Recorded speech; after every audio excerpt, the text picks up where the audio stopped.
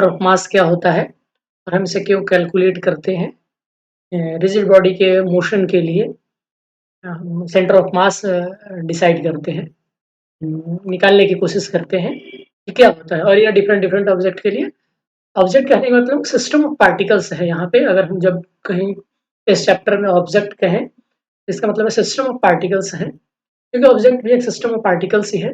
तो हम यहाँ ऑब्जेक्ट की जगह सिस्टम ऑफ पार्टिकल्स शब्द का इस्तेमाल करेंगे। तो इसमें पहला है कि जब सिस्टम ऑफ पार्टिकल्स लीनियर वे में अलाइन हो, दैट मीन्स सिंपली ये कह रहा है कि ऑब्जेक्ट कैसा हो, लीनियर हो। जैसे आप एक स्टिक, तो एक स्टिक का सेंटर ऑफ मास कैसे निकालेंगे। तो सबसे पहले हम टू पार्टिकल के बारे में डिस्कस करेंगे और फिर हम इसी चीज को जनरलाइज कर देंगे, मतलब ढेर सारे पार्टिकल्स के लिए। तो हमारा पहला केस है कि centre of mass of system of two particles. तो सपोज करिए कि दो पार्टिकल्स हैं जिसका मास m1 और m2 है, पॉइंट ए और बी पर रखा हुआ है। और m1 का जो डिस्टेंस है, एक हमने रेफरेंस पॉइंट ले लिया है, ऑरिजिन जिसे हम मान रहे हैं, वहां से डिस्टेंस x1 है और b का डिस्टेंस x2 है। तो दोस्तों, जो centre of mass of a linear system of particles होता है, वो वो दोनों के बीच में लाई करता है एग्जैक्टली। तो अगर हम मान लें कि ये पॉइंट सी है जो दोनों के बीच लाई कर रहा है, तो सिस्टम ऑफ पार्टिकल्स का जो सेंटर ऑफ मास है वो x ऐसे निकाला जाता है, m1x1 plus m2x2 upon m1 plus m2। ये फॉर्मूला है दोस्तों, आपको याद रखना है, राइट। तो ये फॉर्मूला है, आपसे हमें इसको याद रखना है। इसका क्या मतलब हुआ कि पहले पार्टिकल का मास और रेफरेंस पॉइंट से डिस्टेंस का प्रोडक्ट प्लस दूसरे पॉइंट का मास, दूसरे पार्टिकल का मास और उस पार्टिकल का रेफरेंस पॉइंट से डिस्टेंस डिवाइडेड बाय दोनों पार्टिकल के मास को ऐड कर दीजिए। तो ये जो आता है, ये आपका है centre of mass of this two particles having mass m1 and m2 respectively. ठीक है दोस्तों। अब हम सपोज करें कि अगर ये दोनों, मतलब कि m1 बराबर m2 हो जाए और मान लें कि वो m है, तो उस केस में सेंटर ऑफ मास क्या हो जाएगा। तो उस केस में सेंटर ऑफ मास सिंपली क्या हो जाएगा, आप m1 m2 की जगह m रख देंगे तो कैंसल आउट हो जाएगा, x1 plus x2। That means कि जो दोनों पार्टिकल का डिस्टेंस था रेफरेंस पॉइंट से, उसका आप सिंपली मीन ले लीजिए। तो जो मीन पॉइंट होगा वही उस दोनों पार्टिकल का, मतलब चूंकि सिस्टम ऑफ पार्टिकल्स में दो ही पार्टिकल्स हैं, तो उनका सेंटर ऑफ मास उनका मीन पोजीशन हो जाएगा, राइट दोस्तों। चलिए आगे बढ़ते हैं। अब हम इसी चीज को जनरलाइज करेंगे। पहले हम इसको पोजीशन वेक्टर के टर्म में देख लेते हैं कि एज ए पोजीशन वेक्टर के टर्म में जब system of particles linearly aligned हो, तब सेंटर ऑफ मास क्या होता है। तो सपोज करिए कि पहले मास का जो पॉइंट है वो, उसका पोजीशन वेक्टर r1 है और दूसरे मास का पोजीशन वेक्टर r2 है। सपोज करिए r1 है और ये r2 है, ठीक है। और हमने यहाँ रेफरेंस पॉइंट ऑरिजिन लिया है कार्टेशियन कोऑर्डिनेट में। तो जो सेंटर ऑफ मास r निकाला जाएगा वो पॉइंट C होगा। और ये कैसे डिसाइड करेंगे, तो पहले पार्टिकल का mass into product distance from the origin of that mass plus दूसरे पार्टिकल का मास, प्रोडक्ट ऑरिजिन से उसका distance divided by m1 plus m2। तो यहां से देखिए एक हमारा एक फॉर्मूला मिल गया। इसका हम लोग दोस्तों न्यूमेरिकल में इस्तेमाल करेंगे, इस वाले फॉर्मूले का याद रखिएगा कि m1 plus m2 into position vector r। ये पोजिशन वेक्टर r किसका है, सेंटर ऑफ मास का, याद रखिएगा। ये पोजिशन वेक्टर ऑफ r किसका है दोस्तों, तो ये सेंटर ऑफ मास का। तो सेंटर ऑफ मास किसका, तो सिस्टम ऑफ टू पार्टिकल्स जिसका मास m1 और m2 है, तो ये पोजीशन वेक्टर उसका है। तो हम इस तरीके से सेंटर ऑफ मास निकाल सकते हैं। अगर इसको हमें एज ए वर्ड लिखना हो तो क्या लिखेंगे, तो product of total mass of the system, ये total mass of the system है, and position vector of the centre of mass, ठीक है, is equal to the sum of product of the individual masses and their respective position vectors। यही definition है। हम generally इस definition का इस्तेमाल करेंगे सेंटर ऑफ मास कैलकुलेट करने में दोस्तों। ठीक है, चलिए आइए देख लेते हैं कुछ केसेस हैं। अब सपोज करिए कि जो सेंटर ऑफ मास है वो हमारा ओरिजिन पे चला जाए, दैट मीन्स कि r बराबर 0, क्योंकि पोजीशन वेक्टर 0 हो जाएगा उसके स्पेस का। तब अगर r बराबर 0 है तो जरा ध्यान दीजिए कि हमारा क्या आया था, r into m1 plus m2 बराबर m1 r1 plus m2 r2, यही था हमारा। तो जब r 0 है दैट मीन्स ये पूरा प्रोडक्ट 0 हो गया, दैट मीन्स कि हमारा m1 r1 plus m2 r2 ये किसके बराबर हो गया, 0 के बराबर हो गया। ठीक है, ये हो गया। तो ये सेंटर ऑफ मास कब हो गया, ये जब हमारा से ये कंडीशन आ गया कि अगर दो सिस्टम ऑफ पार्टिकल्स हैं लिनियरली अलाइंड है सिस्टम ऑफ पार्टिकल्स, तो हमें ऐसा केस मिलता है कि product of individual mass and position vector, the sum is equal to 0. That means sum of the individual product of mass and position vector is equal to 0. तो अब अगर m1 m2 बराबर हो, ये अलग केस हो गया जब 0 पर हो। अब जब सपोज करिए कि ये पोजिशन वेक्टर के टर्म में है और m1 m2 बराबर है, तो अगेन दोनों पोजिशन वेक्टर का आप मीन ले लीजिए तो आपका सेंटर ऑफ मास निकल आएगा। ये कब है, इक्वल मास के केस में। ठीक है दोस्तों, चलिए अब हम इस सारे टर्मिनोलॉजी को क्या करते हैं, जनरलाइज करते हैं। दैट मीन्स कि हम सिस्टम पार्टिकल्स में तो कोई जरूरी नहीं है कि दो ही पार्टिकल्स हों, बहुत सारे पार्टिकल्स होंगे, तो हम इस चीज को जनरलाइज कर देते हैं। तो जनरलाइज करने का मतलब क्या है कि हम इसको बढ़ा देंगे। अब सपोज करिए कि किसी सिस्टम ऑफ पार्टिकल्स में अनगिनत पार्टिकल्स हों, हम नहीं जानते कितने हैं, इन्फिनिटी हो सकते हैं, तो सबका पोजीशन वेक्टर मान लेते हैं रेस्पेक्टिवली r1 r2 rn है with respect to the origin. तो जो सेंटर ऑफ मास का पोजीशन कोऑर्डिनेट होगा, मतलब चूंकि लिनियरली अलाइन है और हमने एक्स डायरेक्शन में ले रखा है, इसीलिए हम सिर्फ एक्स कोऑर्डिनेट सेंटर ऑफ मास का दिखा रहे हैं। तो क्या हो जाएगा, सबका रेस्पेक्टिव मास और पोजीशन वेक्टर ऐड कर दीजिए प्रोडक्ट करके, तो m1 into x2 plus m2 into x2 plus dot mn into xn divided by m1 plus m2 plus m3 plus dot dot dot mn। इसको आप समेशन के फॉर्म में ऐसे लिखते हैं, हम जानते हैं दोस्तों कि ये समेशन डिनोट करता है, और ये आई बराबर ये है 1 टू जितने पार्टिकल्स हो, हमें नहीं पता कितना है, इन्फिनिटी। आप अगर चाहे तो यहाँ एम एन कुछ भी लिख सकते हैं, समेशन एम आई एक्स आई जितने भी पार्टिकल्स हैं सबको ऐड कर दीजिए और सबका जितना मास है सबको ऐड करके डिवाइड कर दीजिए। तो ये फाइनली निकल गया हमारा उस सिस्टम ऑफ पार्टिकल्स का जिसमें पार्टिकल क्या हो हमें नहीं पता कितना है, तो उसका सेंटर ऑफ मास का एक्स कोऑर्डिनेट ही निकल गया। अब कहेंगे कि सर हम वाई कोऑर्डिनेट क्यों नहीं निकाल रहे हैं, क्योंकि हमने पहले ही कहा कि हम केस वो वाला कर रहे हैं जिसमें लिनियरली अलाइंड हो सिस्टम ऑफ पार्टिकल्स। हम वो वाला भी केस देख लेते हैं जिसमें स्पेस में रखा होगा, 2 कोऑर्डिनेट्स होंगे, 3 कोऑर्डिनेट्स होंगे। ठीक है दोस्तों, अब सपोज करिए कि ये सेंटर ऑफ मास ऑरिजिन आ जाता है, तो क्या आ जाएगा टर्म, ये वाला टर्म ये वाला टर्म यहाँ पे 0 हो जाएगा। हम जानते हैं कि ये 0 कब होगा, जब ऊपर वाला टर्म 0 होगा, दैट मीन्स ये 0 होगा। दैट मीन्स ये हमारा फॉर्मूला आ गया क्या, कि जब सिस्टम ऑफ पार्टिकल्स जिसका सेंटर ऑफ मास ऑरिजिन हो तो हमारा summation M I X I is equal to 0 आता है। दैट मीन्स कि सारे पार्टिकल्स का मास इनटू उनके सारे पोजीशन वेक्टर्स का सम करिए टोटल सम, तो वो 0 आएगा। सिमिलरली अगर हम ये तो सिर्फ एक्स कोऑर्डिनेट था, अगर हम पोजीशन वेक्टर के टर्म में लें, अगर एक्स वाई जेड कोऑर्डिनेट ऐसे करके, तो एक्स वाई जेड और कोई रेफरेंस यहाँ आर ले लें, तो ये एक्स वाई और जेड, तो ये आर सिमिलरली जैसे हमने दो पार्टिकल्स के लिए देखा था, तो ये सेम सिमिलर वे है। आप निकाल सकते हैं।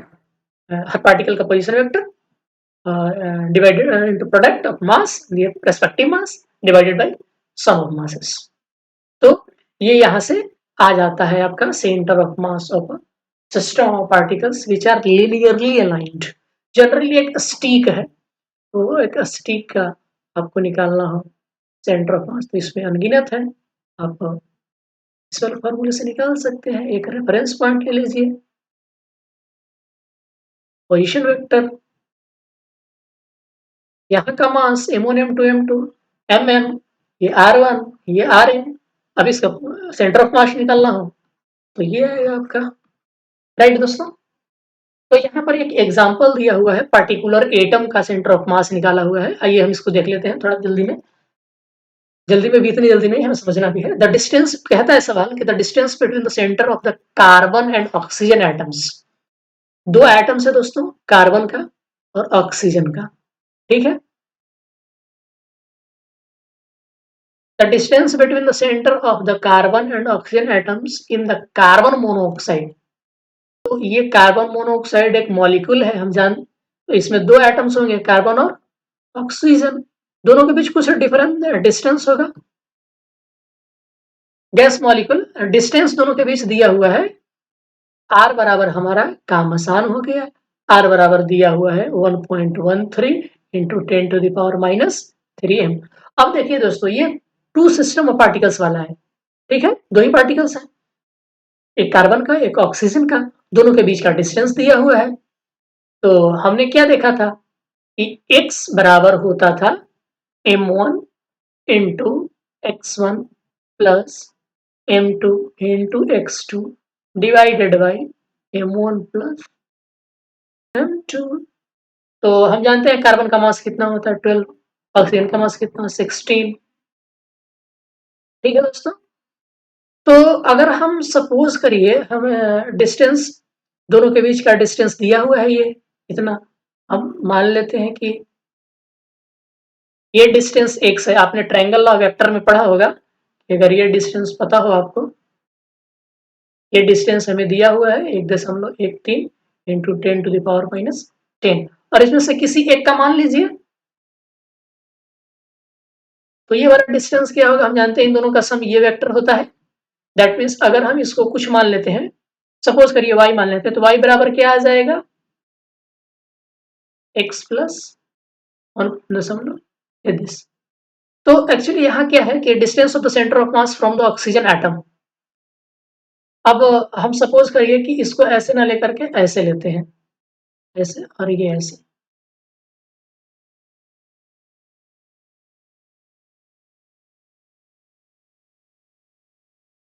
दैट मीन्स कि y बराबर यहाँ क्या हो जाएगा, आप इस वाले पार्टिकल्स, इस वाले डिस्टेंस में से इस वाले डिस्टेंस को घटा दीजिए, तब आपको ये वाला डिस्टेंस निकल आएगा। सिंपली दोस्तों, ये है आपका पोजीशन वेक्टर निकालने का जो मेथड होता है, सिंपली वही है, इसमें ज्यादा कुछ करने की बात है नहीं कि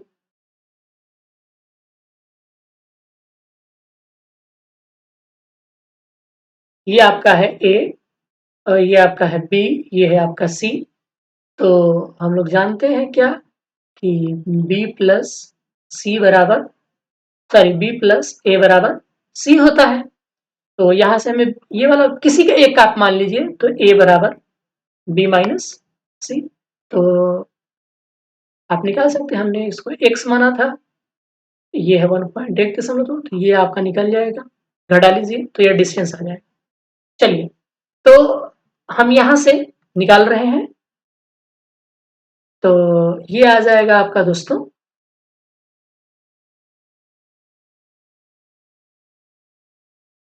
m1 प्लस m2। आप दोनों का ऐड कर लीजिए।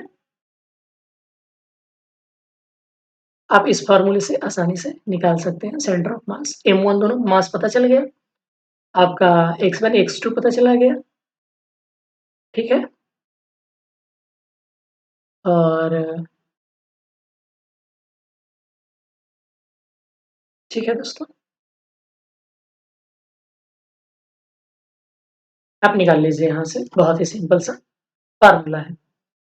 ये था आपका सिस्टम ऑफ पार्टिकल्स जब एक लाइन में लाई करते हो तब। अब है कि अगर वो प्लेन में लाई करें, दैट मीन्स कि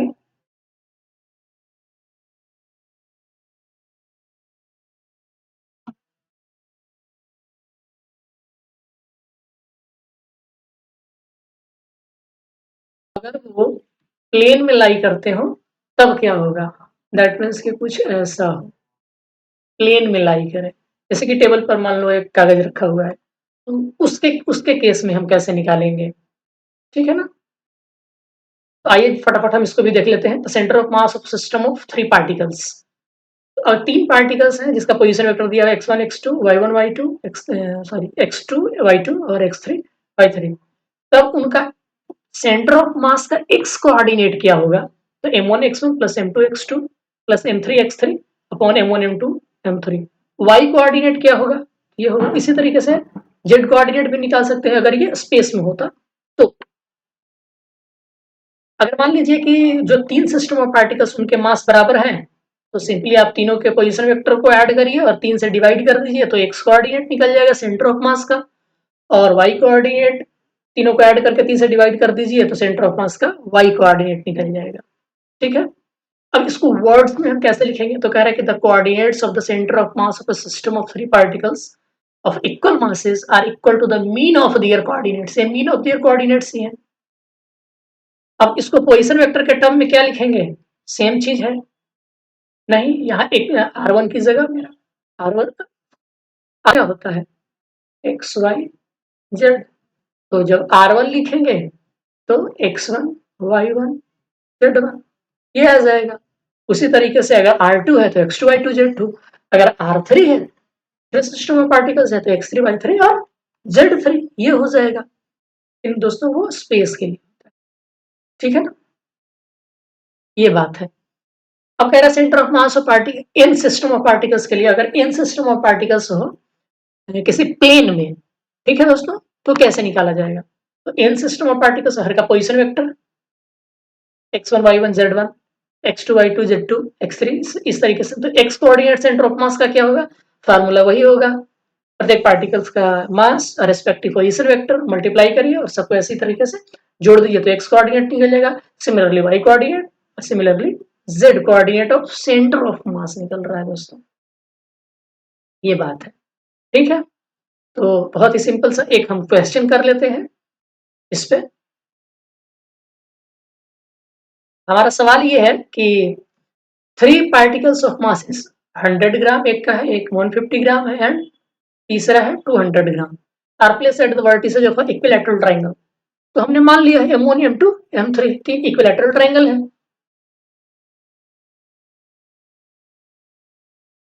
और एक का साइड दिया हुआ है 50 सेंटीमीटर 50 सेंटीमीटर। अब बताने की जरूरत तो है नहीं कि इक्विलैटरल ट्रायंगल की हाइट अब कैसे निकालते हो, अगर नहीं भी पता हो तो आप बहुत ही आसानी से निकाल सकते हैं। 3 पार्टिकल्स हैं, इन दोनों के बीच का डिस्टेंस 50 है, इन दोनों के बीच का डिस्टेंस 50 है, इन दोनों के बीच का डिस्टेंस 50 है। हमको सेंटर ऑफ मास निकालना है कि क्या आएगा। तो हमारा फॉर्मूला वही होगा, x coordinate x x x सबका ऐड करेंगे हम। तो पहले हम क्या निकालते हैं? तो ए बी बराबर बी सी बराबर सी है, साइड तीनों के बराबर होगा। ए एन बराबर 25 सेंटीमीटर, एन बराबर 25 सेंटीमीटर नो डाउट, क्योंकि ये डिवाइड करता है, ये परपेंडिकुलर है। ये 25 सेंटीमीटर, ये 50 सेंटीमीटर, तो ये वाला सेंट कितना आ जाएगा? इसका ये आ जाएगा 25 रूट ओवर रूट 3 सेंटीमीटर। ठीक है दोस्तों? अब हम यहाँ एज्यूम कर रहे हैं कि किसी एक पार्टिकल को हम ऑरिजिन एज्यूम कर रहे हैं। ठीक है? तो इसका कोऑर्डिनेट क्या हो जाएगा? 0 0। उसके रिस्पेक्ट में इसका कोऑर्डिनेट क्या होगा? तो ये डिस्टेंस कितना है दोस्तों? 25, मतलब x है 25। ठीक है? और ये डिस्टेंस कितना है, मतलब ये हाइट कितनी है? तो 25 रूट 3। दैट मीन सी वाला पार्टिकल का कोऑर्डिनेट क्या आ जाएगा? 25 25 रूट 3। और ये वाला कितना है? तो एक्स कोऑर्डिनेट है y 0 है, तो 50 0। ठीक है?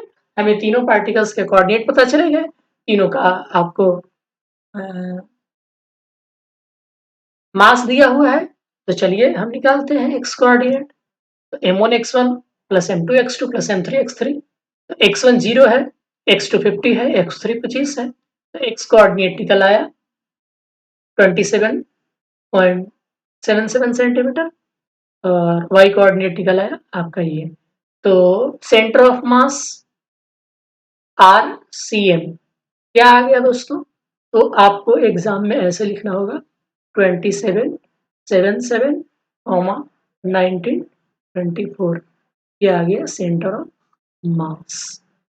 अब जरा सोच करके देखिए कि अगर कोई पार्टिकल ऐसे है तो इसका सेंटर ऑफ मास इसमें कहाँ होगा? ध्यान दीजिए जरा कि ये कितना है 27,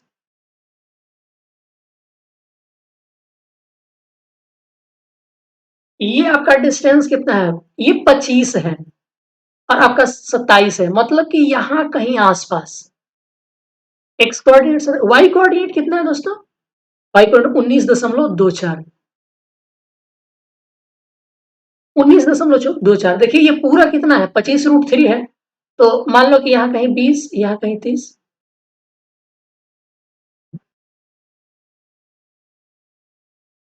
सॉरी फॉर द इंटरप्शन।